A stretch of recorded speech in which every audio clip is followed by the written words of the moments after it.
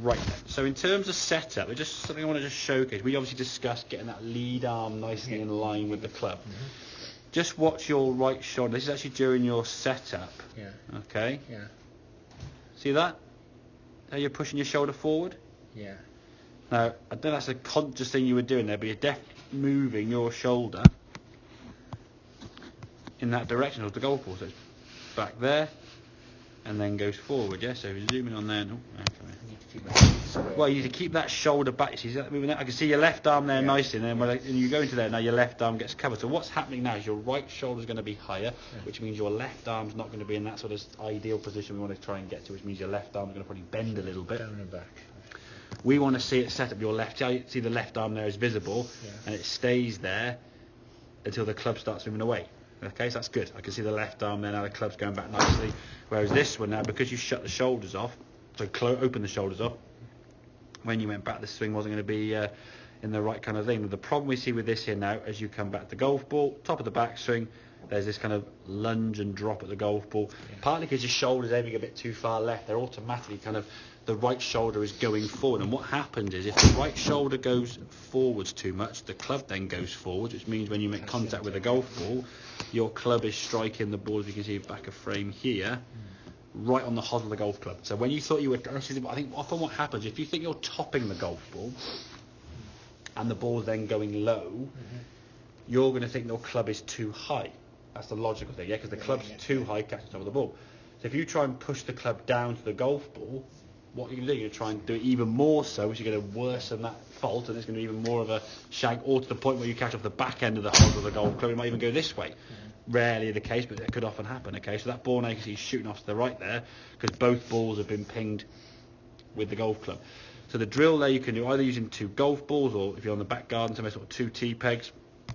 As we said, you can see down here now, these 2 tee pegs, if I sort of move the club back there, you've got a tee peg there and a tee peg there.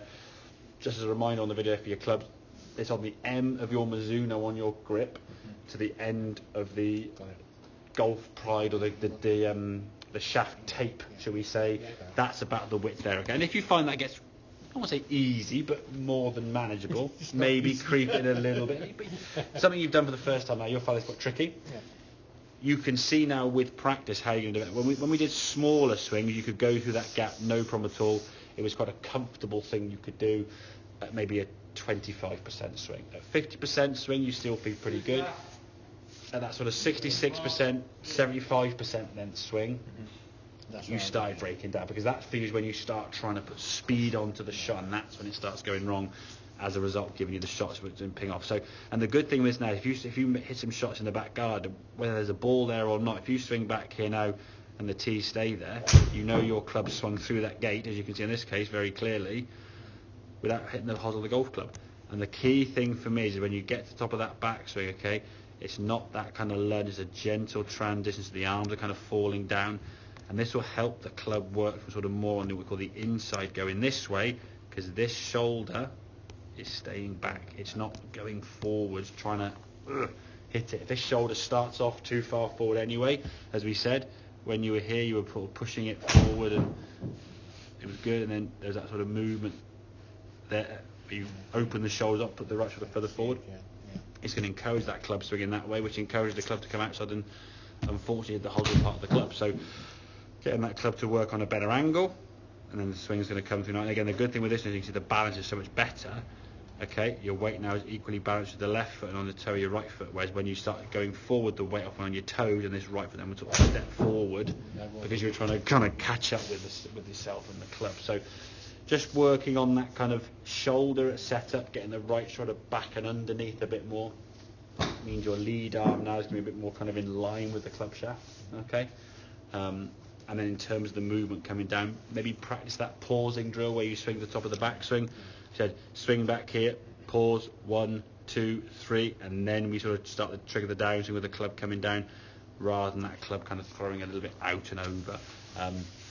Once that club comes over the top, it's very hard to strike, because if you imagine trying to drive a car through that gate, you want to drive that car through on a fairly gentle, small curve. You won't be coming from a very acute angle trying to spin through there with speed, or coming with an angle, because it's just going to lead to a real mess there. So does that kind of make sense then, yeah? Great. Good. Some things to work on there with that practice. I would encourage, and I'm pretty sure you will do this, encourage you to practice that. Again, I would suggest doing that at home, not do it for hours and hours, because you'll get bored and frustrated and end up baking anyway.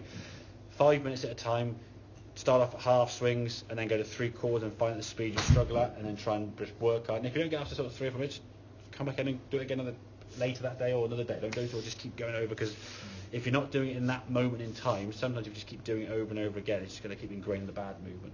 Step away, come back and do it again, and try and get a different feeling. Yeah. Yeah. Not only that, I'm coming inside, obviously. Yeah. Exactly. And yeah. there's a tempo issue as well. So there's a few issues. Exactly. Yeah. In one little exercise. Exactly. Yeah. Because if you start trying to you lose your tempo with this T-peg drill, you're not going to succeed on it. Because if you're throwing the club forward, it's the recipe kind of for a disaster. So. Thank you very much. My pleasure. Very, very good, sir.